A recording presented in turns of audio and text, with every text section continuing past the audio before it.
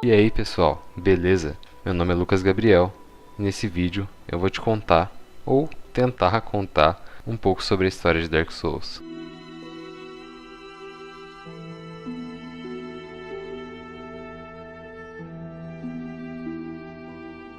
Quem jogou bem sabe, mas é importante frisar aqui que a história de Dark Souls não é contada da mesma forma que em outros jogos. Quem pretende se arriscar sobre as terras desse jogo não recebe uma explicação sobre o porquê das coisas estão do jeito que estão. Para facilitar a sua vida, os diálogos, assim como as cutscenes, são bem escassos e, como se não bastasse, eles não são confiáveis. Cada NPC conta a história do jeito que bem entende e eles podem mentir ou até mesmo omitir informações.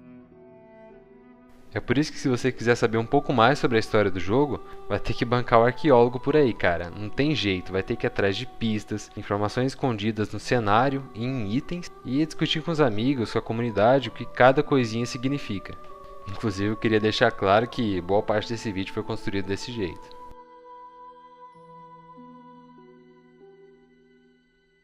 E é por isso que a história de Dark Souls se torna tão cativante e imaginativa. É preciso discutir, ir atrás das coisas para ter uma total compreensão, sabe? Aqui não basta só zerar o jogo não, filho.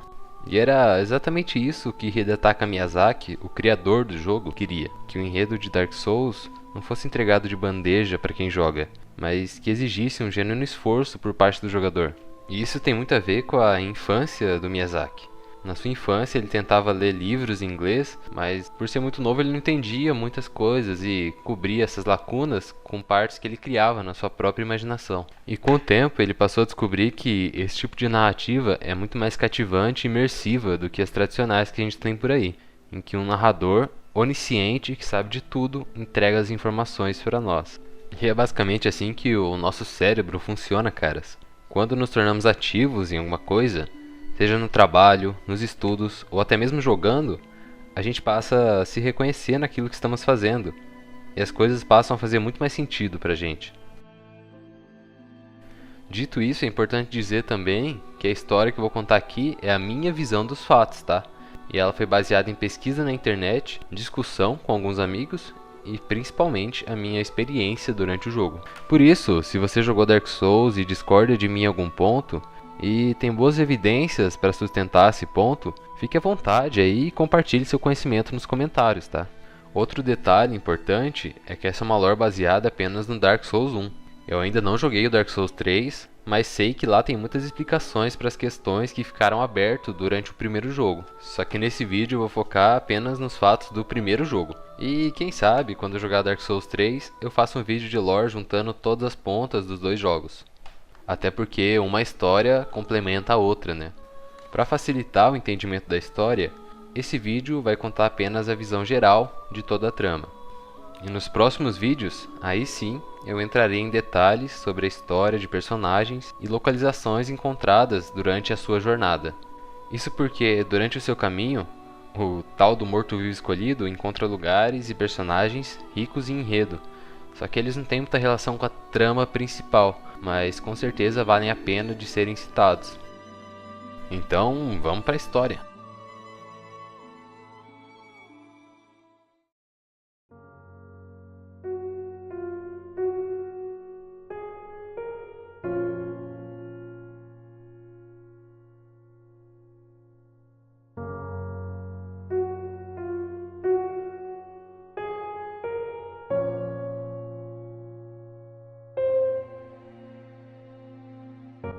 Durante o início do jogo, a gente se depara com uma belíssima cutscene.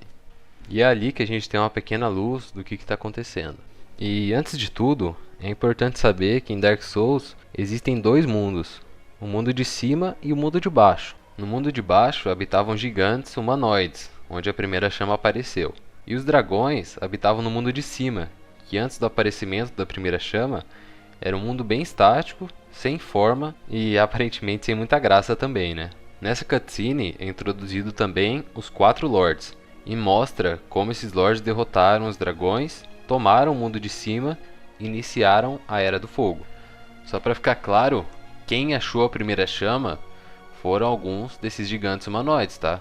E a partir do momento que eles encontraram essa chama, aí sim que eles se tornaram Lords e adquiriram uma forma de acordo com aquela alma que eles encontraram.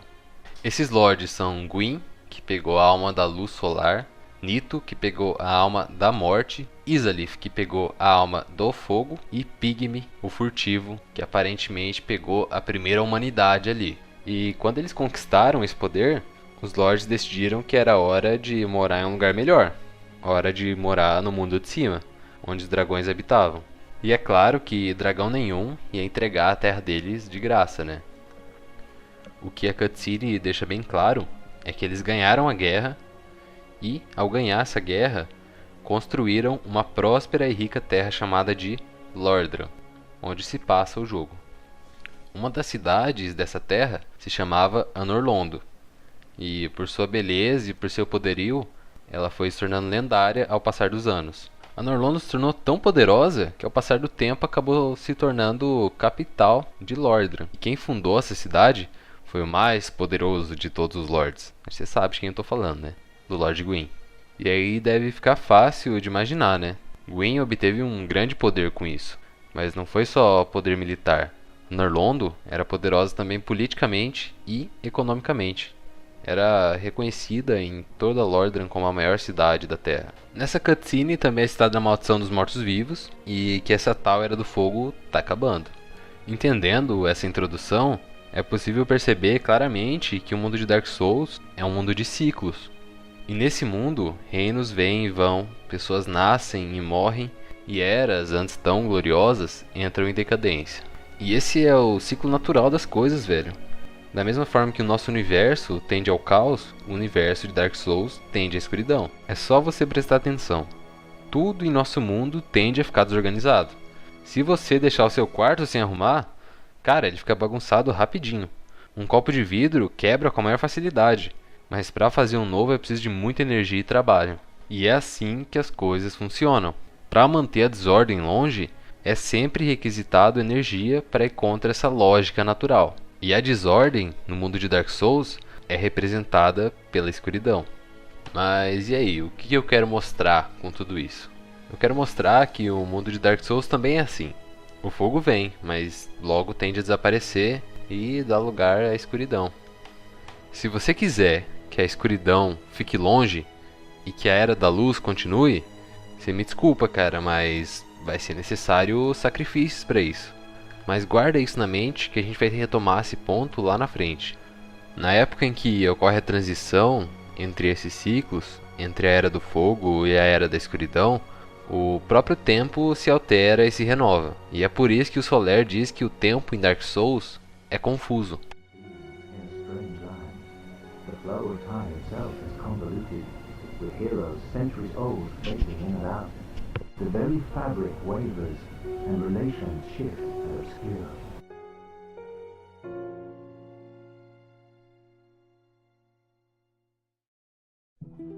Ora, se estamos num final de uma era, como diz a narradora no começo do jogo, então o novo ciclo está prestes a começar, não é?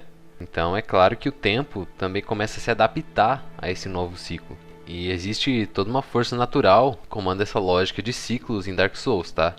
E ela tem nome de A Primeira Chama. E lembra bem desse nome, porque a Primeira Chama é a força motriz de todas as mudanças que a gente vê no jogo. E aqui essa chama é bem diferente do que a gente está acostumado na vida real. A primeira chama não é só uma forma de energia e calor, é também uma manifestação de existência. Ela é basicamente a origem de toda luz e toda vida que a gente vê no mundo. Eu sei que pode ter ficado um pouco confuso para entender, mas tenta imaginar o Sol. Imagina a vida sem o calor e sem a energia que ele nos proporciona. O mundo seria bem mais sem vida do que é hoje, não seria? Só que a primeira chama vai além disso, porque ela traz junto com ela uma coisa que não existia antes. Ela traz a disparidade, a dualidade das coisas, o frio e o calor, a vida e a morte e assim por diante, como o jogo deixa bem claro. E veja bem, esse é um conceito fundamental em Dark Souls. A vida só surge e pode continuar a partir da luta dos contrários. Quando duas coisas são exatamente opostas e entram em conflito, é aí que elas passam a mover o mundo.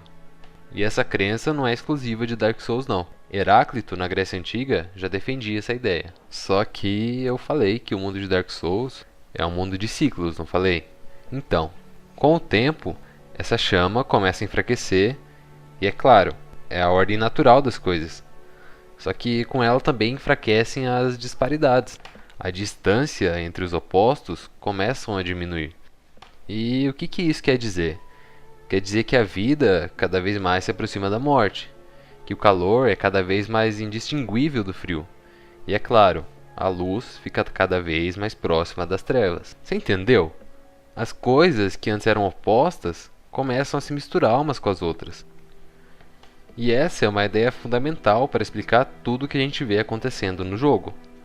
Os vivos começam a se tornar mortos-vivos, ou seja, uma mescla entre vida e morte, e a luz, que antes banhava o mundo com a sua graça e beleza, agora começa a se tornar escuridão. Uma outra consequência imediata é que os lords começam a ficar fracos. E isso não é surpresa, né? Já que o poder que eles possuem veio diretamente da primeira chama. E se a primeira chama enfraquece, os lords enfraquecem junto. Agora, e sobre o oposto da primeira chama? O que acontece quando a escuridão chegar? Quando a Era das Trevas finalmente chegar, o mundo será basicamente uma noite sem fim com morte e doença para todo lado. E pior que é isso mesmo, cara. Uma característica da escuridão é sua incompatibilidade com a própria vida, inclusive a vida humana. E essa incompatibilidade é tão grande, mas tão grande, que se os humanos ficarem tempo demais na escuridão, eles deixam de ser humanos e se transformam em coisas irreconhecíveis. Isso fica bem claro quando visitamos o reino de Olassil na DLC do jogo. Até porque aqueles monstros que encontramos na cidade não são nada mais, nada menos que seres humanos que ficaram tempo demais no abismo. Até o próprio guerreiro lendário, Artorias, conhecido de toda a galera aí, foi incapaz de suportar o abismo e acabou se transformando em um tipo de monstro sem consciência nenhuma.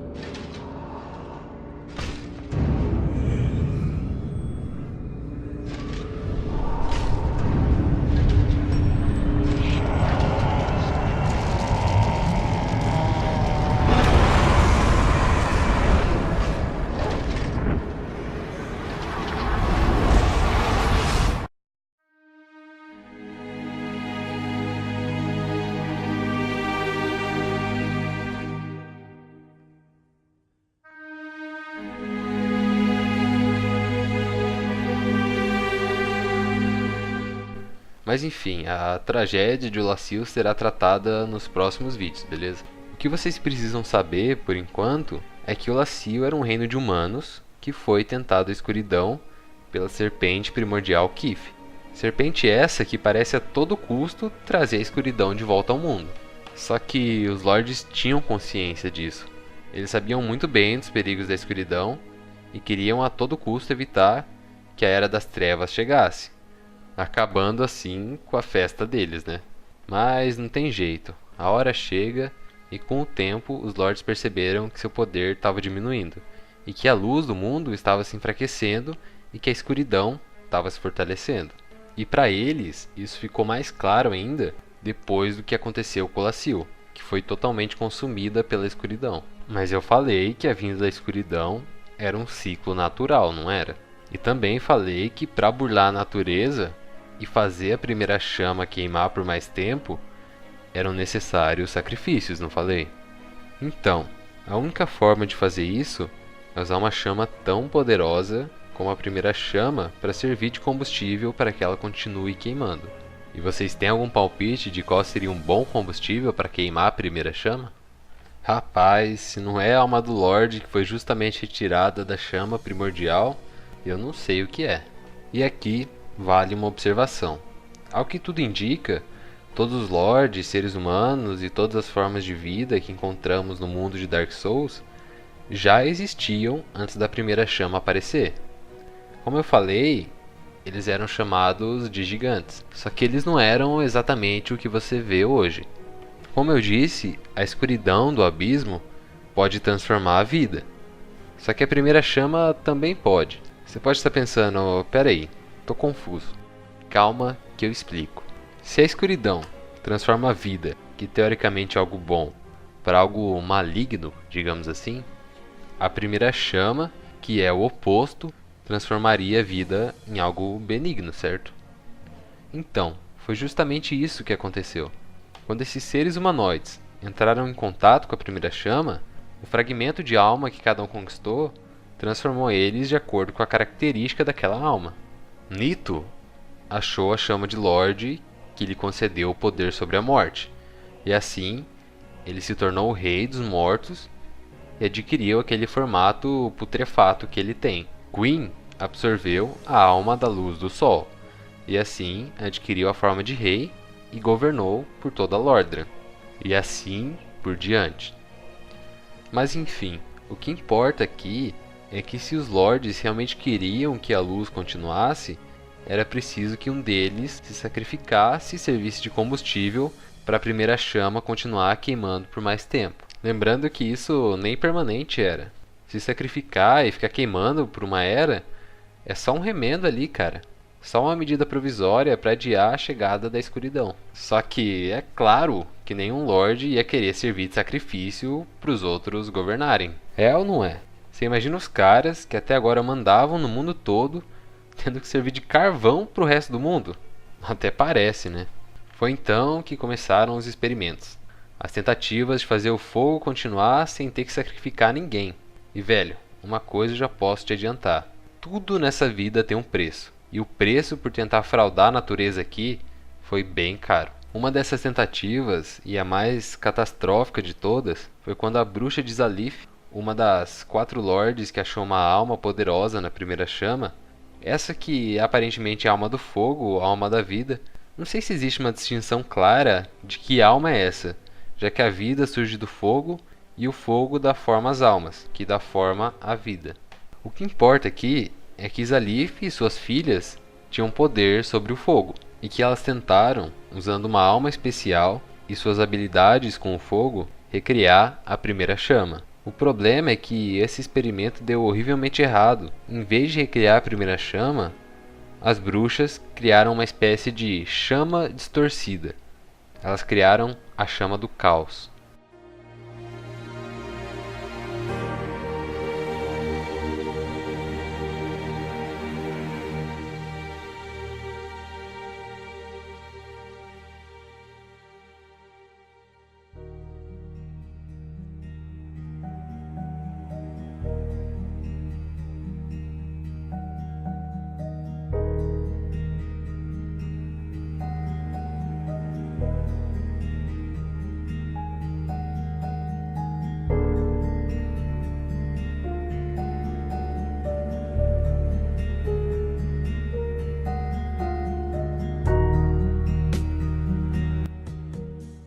Pelo nome, você já deve imaginar a desgraça que foi. Isso porque o poder que a chama do caos tem não é de criar vida, mas sim de criar formas distorcidas de vida. E esse experimento foi realizado da seguinte forma. As bruxas pegaram a alma de Lorde da bruxa de Izalith, na verdade um fragmento dela, e com esse fragmento tentaram potencializá-la usando suas magias de fogo. E como a alma em Dark Souls é basicamente uma chama, o objetivo delas era aumentar essa alma ao ponto em que ela virasse uma nova primeira chama. E foi assim que tudo deu errado, cara. Izalith e suas filhas não conseguiram controlar a chama do caos e acabaram todas, com exceção de Kelana, que conseguiu fugir do local, consumidas pelo caos e transformadas em demônios. Além disso, o caos produzido nesse experimento derreteu a cidade construída por Izalith e consumiu e transformou todos seus habitantes em demônios. E essa é a origem dos demônios em Dark Souls. É por isso que quanto mais chegamos perto da antiga cidade de Izalith, quanto mais profundo é o mapa, mais demônios encontramos e mais grotescas as criaturas ficam. Uma curiosidade sobre a cidade de Izalith é a sua arquitetura. Segundo Miyazaki, eles queriam capturar essa ideia de caos que a cidade traz. Então, eles acharam isso em uma arquitetura oriental em Camboja, em um lugar chamado Angkor Wat. E isso faz todo sentido, já que uma das deidades mais adoradas no mundo hindu é justamente a deusa Kali, a deusa do caos e da destruição. Gwyn, vendo o desastre que aconteceu com a sua companheira de batalha, decidiu mandar o seu exército de elite, os Cavaleiros de Prata. Esses que sobreviveram à guerra contra os dragões, para agora enfrentar os demônios criados por Izalith. E a incursão não deu certo. Esses cavaleiros acabaram sendo subjugados e derrotados pelo caos de Izalith. O caos transformou suas armaduras em figuras demoníacas com chifres, e alguns desses guerreiros voltaram para Gwyn completamente derrotados. Depois desse fracasso todo, ficou bem claro que a única forma de evitar a chegada da Era das Trevas era fazer o tal do sacrifício de alma. E quem se candidatou, entre aspas, foi o próprio Gwyn. E eu digo se candidatou porque Gwyn foi por vontade própria. Em uma atitude quase que benevolente, Gwyn achou melhor doar sua vida e servir de combustível para a chama queimar do que ver a sua tão querida Era do Fogo e a vida como ele conhecia ir embora.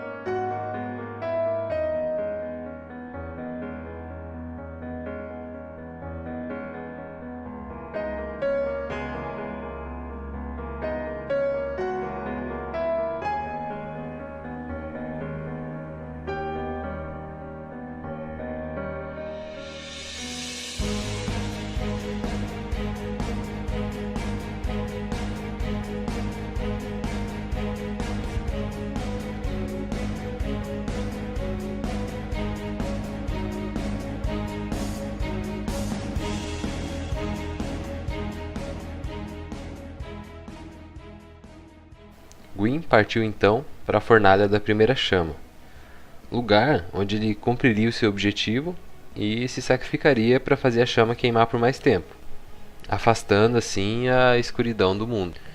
Esse processo consumiu a alma de Gwyn, e a alma, em Dark Souls, é aquilo que dá a essência para cada ser vivo. É aquilo que fazia ele ser quem ele era. Ao queimar sua alma, Gwyn deixa de ser Lorde da Luz Solar. Deixa de ser, na verdade, tudo que ele um dia já foi. Deixa de ser rei, deixa de ser pai, deixa de ser marido, deixa de ser lorde. Deixa para trás todos seus sonhos e tudo que ele um dia já construiu. Gwyn se torna uma casca vazia, uma lembrança decomposta de tudo que ele já foi um dia. O sacrifício de alma é um processo cruel e doloroso, mas o poder que ele cria é colossal. E a força de combustão da chama do Lord Gwyn foi tão grande, tão cheia de vida, que queimou tudo que estava próximo no local. Você pode ver esse resultado quando entra na Fornalha da Primeira Chama, última área do jogo e aonde Lord Gwyn se encontra. O que a gente vê lá é uma estrutura gigantesca e magnífica, e que apesar de colossal, parecia estar toda deformada e coberta por cinzas. Eu acredito que os desenvolvedores fizeram dessa forma e desse tamanho para mostrar a magnitude da Primeira Chama. Você imagina a força necessária para derreter aquele local gigantesco. Essa é a força da Primeira Chama. E eu sinceramente acho que eles tiveram sucesso em demonstrar isso. Outra coisa que dá para perceber com um pouco de atenção é que a Fornalha da Primeira Chama é justamente o local em que os Lords encontraram a Primeira Chama pela primeira vez. Minha teoria é que ela é uma espécie de Torre de Babel, sabe? Só que ao contrário, em vez de ir para cima, ela vai para baixo e chega no local onde foi encontrada a Primeira Chama, no epicentro onde tudo aconteceu. Eu imagino que quando os Lords finalmente derrotaram os dragões e tomaram o mundo de cima para si, eles quiseram, como demonstração de poder, construir uma espécie de templo em volta do local onde encontraram as almas. E esse templo é o que nós conhecemos agora como Fornalha da Primeira Chama. Até porque quando chegamos lá, ela já não é mais um templo, né? Mas essa fornalha não é só uma estrutura sagrada para os lords, é também um ponto de acesso para onde tudo começou. Uma espécie de garantia que eles tinham de chegar até a primeira chama de novo. Mas isso já é pura especulação minha, tá? Outro exemplo do resultado da explosão são os Cavaleiros Negros que a gente encontra por ali. Gwyn, quando traçou sua jornada para reacender a primeira chama, escolheu os melhores dos seus cavaleiros para acompanhá-lo nessa tarefa. Mas quando a tarefa foi finalmente realizada, a força da explosão foi tanta que acabou transformando os cavaleiros em cinzas. É por isso que suas armaduras são negras. Elas foram chamuscadas pela força da explosão. E, obviamente, os guerreiros morreram. Mas suas almas eram tão fortes, tão honráveis, que elas meio que se recusaram a sair da armadura, sabe? E continuaram presentes ali, como uma espécie de mecanismo de defesa. E a gente encontra essas armaduras ocas por toda Lordran. E eu acredito que isso acontece porque, após a explosão, algumas dessas entidades sem propósito vagaram por aí e eventualmente encontraram um caminho para fora da fornalha, chegando até os locais em que a gente os encontra. Só que antes de servir de sacrifício, Gwyn sentiu que deveria deixar parte do seu poder para proteger sua amada cidade, a Norlondo. E claro, para afastar a escuridão também, né? E para realizar esse objetivo, Gwyn fragmentou sua alma e entregou esse poder para cada um que ele considerava digno. Ornstein, o matador de dragões, Sartorias, o andarilho do abismo, Gug, o olho de águia e Ciaran, a lâmina do Lorde, foram os primeiros a receber as almas, já que eram os mais bravos e fortes guerreiros de Gwyn, e que provaram sua força e confiança durante a guerra contra os dragões. A Sif, o dragão descamado, aquele que traiu sua espécie e que foi crucial para a vitória dos Lords, foi dado, além de um fragmento de alma, o título de Duque e a permissão para construir uma imensa biblioteca que reunia conhecimento sobre a imortalidade. Mas que fique claro, diferente dos Cavaleiros de Gwyn, Sif recebeu a sua biblioteca, o seu título de Duque e o seu fragmento de alma assim que os dragões foram derrotados, como recompensa por sua imensa ajuda na guerra contra os dragões. E o Sif é muito importante para a história, tá? Vocês precisam ter noção que ele não é um dragão normal. Ele nasceu deformado e por isso guarda certo rancor da sua espécie, criando até um certo complexo de inferioridade a eles. Isso porque Sif nasceu cego, sem pernas e albino. E para piorar, nasceu sem a principal característica de um dragão, que são suas escamas. Foi por isso que Sif contou a fraqueza dos dragões para os Lords. Até porque é bem provável que, sem a ajuda de Sif, os Lords estavam perdendo feio a guerra. E esse foi o contraponto principal da guerra. Quando Sif conta que a fraqueza dos dragões eram raios, Gwyn começa a tentar fazer um raio a partir do seu poder da luz solar. E ele consegue, a gente conhece esse raio como o milagre da Lightning Spear. Milagre esse que inclusive o Soler usa bastante. E quando Gwyn consegue desfazer as escamas dos dragões com seu poder de raio, fica fácil para Nito dar o golpe final deles. Que se o poder de Nito é a morte, ele só precisa de um ponto de entrada para fazer esse poder funcionar. E para acabar com a guerra de vez, Izalith destrói completamente as Arctrees, a moradia dos dragões. E tem gente aí que pode estar se perguntando, por que essas benditas escamas são tão importantes? E é bem simples, cara. As escamas são responsáveis pela imortalidade de um dragão. Por isso Sif busca a imortalidade tão incessantemente. Porque sem ela, nem dragão ele pode ser considerado, já que ele vira um mero mortal, digamos assim. E para chegar até a imortalidade, ou achar um caminho alternativo para ela que não fossem as escamas, Sif está disposto não só a se dedicar a extensivas pesquisas em sua biblioteca, mas também a conduzir pesquisas macabras e totalmente desumanas. Cara, você quer um exemplo? Lembra daqueles moluscos com aspecto de polvo que você encontra na biblioteca do Duque? Então, aquelas criaturas nada mais são do que resultados de experimentos feitos por Sif. E elas nem sempre foram daquela forma. Ao que tudo indica, aquelas seriam antes princesas, que de tanto sofrerem os experimentos de Sif, se transformaram em criaturas disformes. Em alguns momentos, é possível até ouvir o choro delas.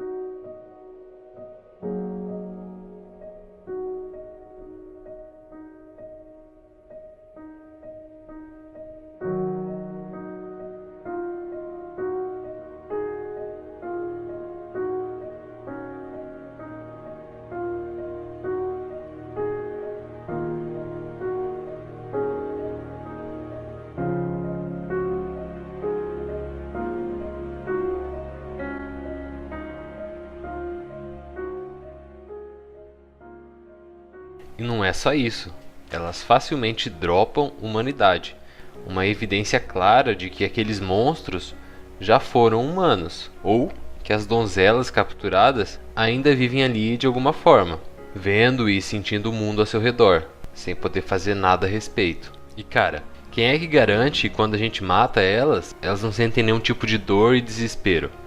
É algo para se pensar, né? E descobrir esses experimentos no meio do jogo é um atestado de que o reino dos Lords estava longe de ser perfeito. E só para constar, aqueles homens cobra que a gente encontra também são resultados do experimento, tá?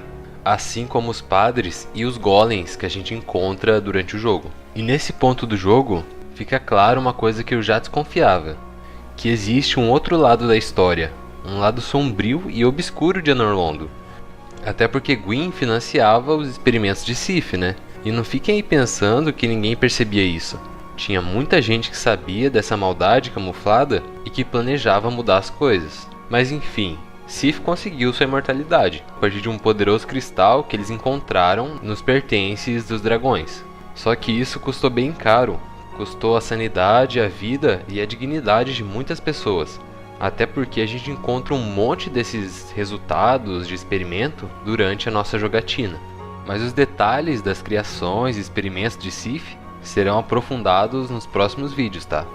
Outros que receberam o fragmento de alma de Lord Gwyn foram 4 reis. E eu acho que vocês já sabem de quem eu tô falando. Esses 4 reis eram humanos e governaram uma grande cidade de mortos-vivos, chamada de Nova Londo. Essa cidade era rica em cultura e ciência, e foi por reconhecimento a isso que Gwyn entregou aos reis um fragmento de sua alma. E tudo era lindo e maravilhoso nessa cidade. Até um dia, sempre tem um dia, né? E esse dia foi quando a serpente primordial Keef apareceu. E pessoal, as serpentes primordiais, pelo menos pra mim, são uma grande incógnita em Dark Souls 1.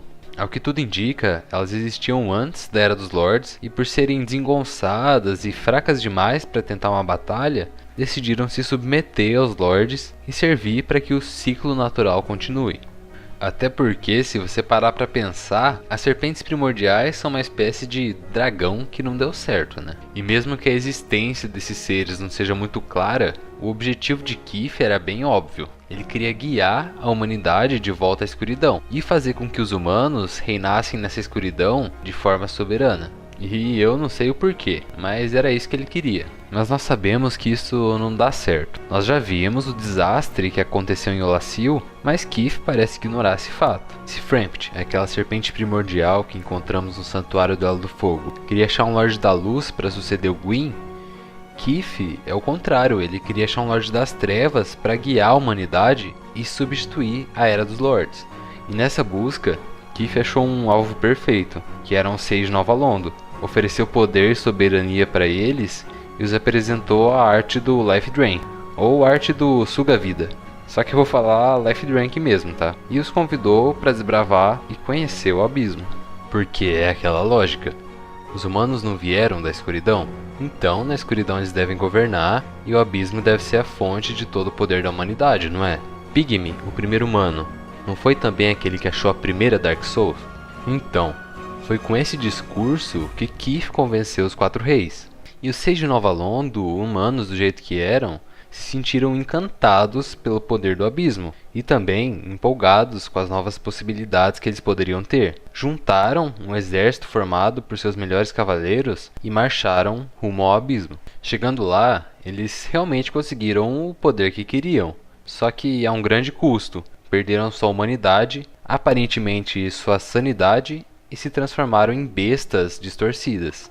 E os cavaleiros dos reis se tornaram aparições negras, ou Dark Wraiths, que são seres fissurados pela arte do Life Drain, que consiste basicamente em sugar a humanidade de outras pessoas, e passaram a buscar insaciavelmente pessoas saudáveis só para drenar a humanidade delas. E foi assim que começou a ruína de Nova Londo. Cavaleiros das Trevas caçando e assombrando pessoas apenas para satisfazer sua vontade, e os antigos reis se tornando loucos corrompidos pelo poder do abismo.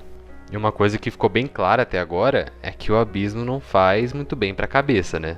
E vendo o abismo surgir pela segunda vez, Gwyn não poderia ficar parado. Ele ordenou 3 feiticeiros para alagar a cidade com tudo que tinha dentro.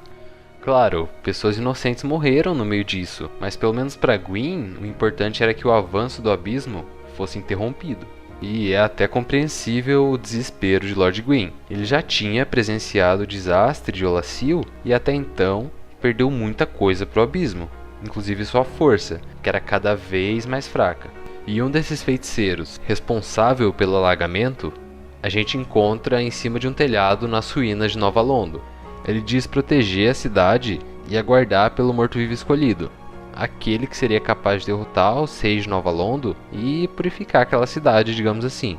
E os outros dois feiticeiros não estão na cidade, mas eu falarei sobre eles nos próximos vídeos. Mas apesar de ter funcionado, a inundação de Nova Londo foi uma tragédia das mais tristes em toda a história de Dark Souls. Nós encontramos fantasmas angustiados, desesperados por redenção, que vagam pela cidade atacando quem quer que apareça. Nós podemos ver mães que seguram seus filhos no colo como se nem tivessem percebido que já estão mortas. E o mais triste, conforme vamos descendo pela cidade, vamos encontrando pilhas e mais pilhas de corpos que foram arrastados pela avalanche e deixados lá para apodrecer. Mas tudo para conter o abismo, né?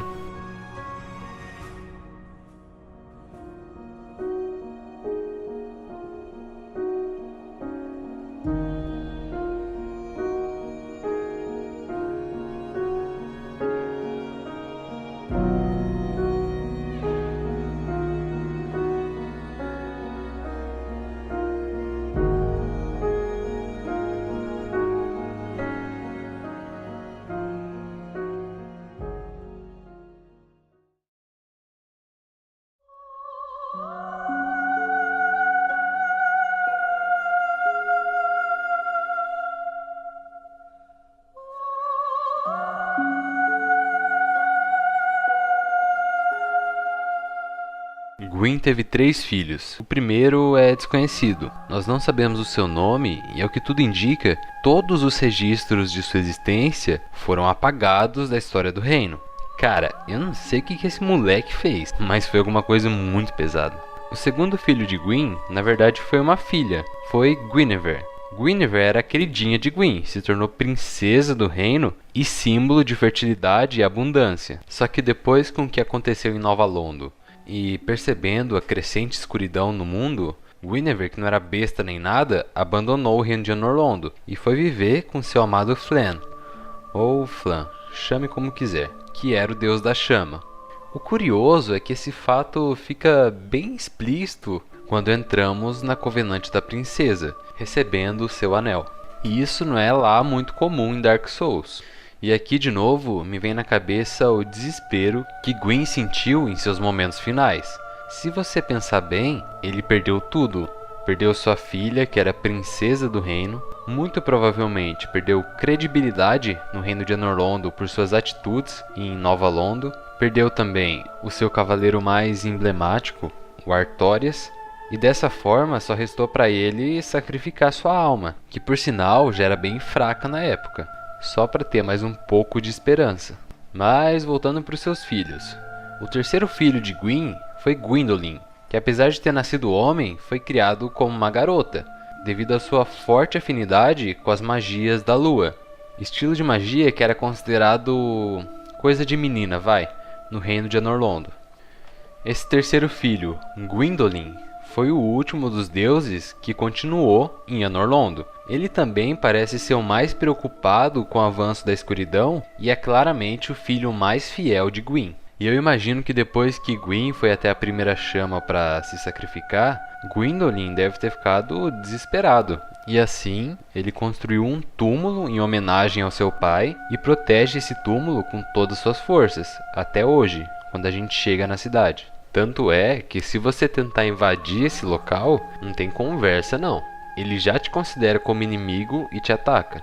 E uma coisa que vocês têm que guardar na mente é que Gwyndolin tinha um papel mais importante do que ser apenas um protetor físico. Isso porque uma das principais características das magias da lua era a ilusão. E guarda isso na cabeça, porque quando Gwyn saiu para reacender a primeira chama, o mundo já estava escuro e decadente. Além disso, a alma de Gwyn já era fraca demais nessa época, e por isso teve um efeito muito efêmero e prolongou muito pouco a Era da Luz. Era da Luz essa que já poderia ser considerada nesse momento a Era das Cinzas.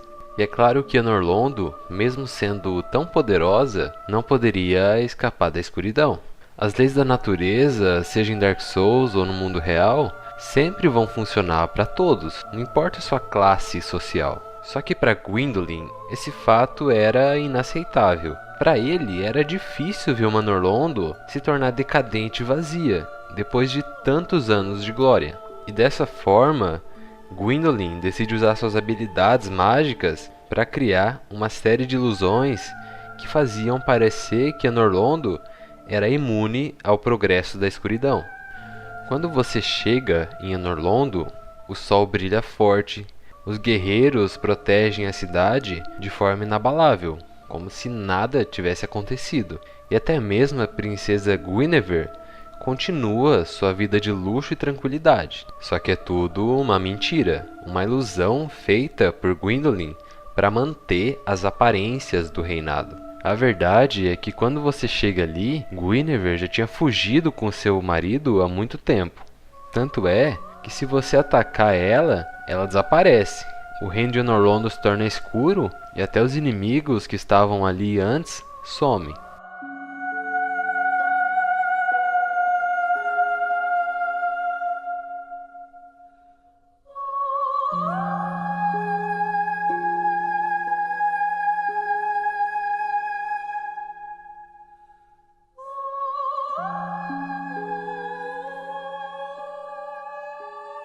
E sim, você ficou morrendo para aqueles gigantes paladinos e matou eles achando que era fodão, só que na verdade eles eram só uma ilusão, tá? Ou seja, tudo ali é criado para mascarar uma Norlondo vazia e sem vida, que Gwyndolin custa aceitar. E quando seu pai morre, ele se vê desesperado para continuar o seu legado e não deixar sua história desaparecer. E foi mais ou menos nessa época de desespero popular que nasceu a Lenda dos Mortos-Vivos. Imagina bem, o Lorde mais poderoso de todos parte para se sacrificar e manter a luz do mundo. É claro que todo mundo se enche de esperança, até porque um sacrifício tão grande não podia ser em vão, né?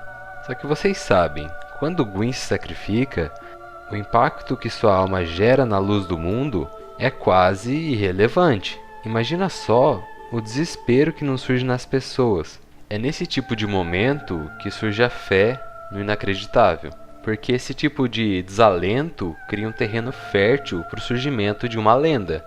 E essa lenda aqui é chamada de a Lenda do Morto-Vivo Escolhido.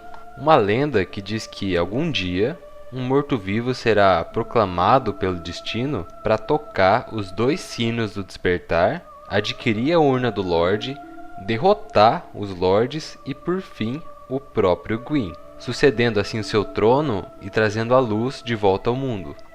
É com esse objetivo que Gwyndolin e Frampt criaram o Asilo dos Mortos-Vivos, aquela área inicial do jogo, como uma forma de testar os mortos-vivos e ver se algum deles conseguia escapar do asilo e cumprir a profecia. Por isso também é tão difícil sair do asilo, e o próprio demônio que encontramos no começo do jogo atesta isso.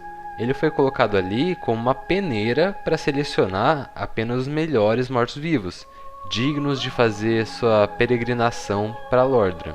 O que os mortos-vivos não sabem, e nem a gente sabe quando começamos a jogar, é que esse negócio de suceder o Lord Gwyn não é bem assim que funciona. Gwyndolin, mas principalmente Frampt, conseguem muito bem nos enganar com essa conversa de morto-vivo escolhido, coisa e tal.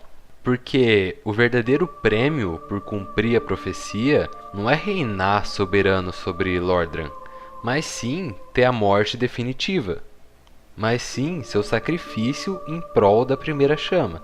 E é por isso que o morto-vivo escolhido tem que passar por tantos desafios. Gwyndolin sabe muito bem que só uma alma poderosa pode fazer a primeira chama queimar por tempo suficiente para ele construir o seu reinado novamente. Os desafios que a gente encontra enquanto joga Na verdade, estão apenas nos selecionando, vendo se somos fortes ou não para servir de combustível para a primeira chama, só para continuar um reinado que não é nosso e que pouco tem a ver com nós, humanos. Pois é, cara, você juntou aquele tanto de alma farmando e nunca se perguntou o porquê. Agora você sabe que é para os outros governar enquanto você queima. E o morto-vivo escolhido, lenda que seduziu o guerreiro de todas as nações, nada mais é que uma ferramenta para prolongar uma hierarquia que já era decadente. O fato é que essa é uma esperança totalmente aflita de Gwyndolin. Nós sabemos que a natureza de Dark Souls é uma natureza de ciclos, e uma hora ou outra, inevitavelmente, a chama se apagará e a Era dos Lordes vai se extinguir. Para que então a escuridão tome conta do mundo, só para, quem sabe um dia, daqui a milhares de anos, o ciclo se reinicie e uma nova chama surja. Isso é claro se você escolher o final de acender a primeira chama de novo. Existem outros finais, mas esse é o canônico. Porém, as outras possibilidades e finais em que você pode chegar serão discutidos nos próximos vídeos.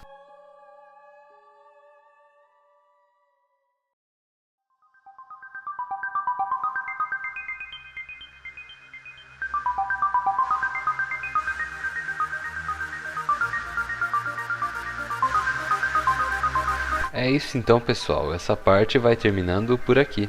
Lembrando que esse vídeo foi uma visão geral do mundo de Dark Souls. E vai funcionar assim: a partir do próximo vídeo eu vou contar a história de cada personagem e de cada ponto do jogo de acordo com o caminho que eu escolhi. Eu sei que o jogo não é linear, mas eu preciso de uma base fixa para seguir. E eu vou aproveitar que eu gravei a maior parte da minha campanha e usá-la como um script. Então fiquem tranquilos, eu sei que faltou bastante coisa nesse vídeo, mas esses pontos serão preenchidos nos próximos vídeos, tá? Terminamos por aqui então a introdução à história de Dark Souls e muito obrigado por ter assistido. Espero ter te ajudado a entender um pouco mais desse maravilhoso mundo de Dark Souls e até mais!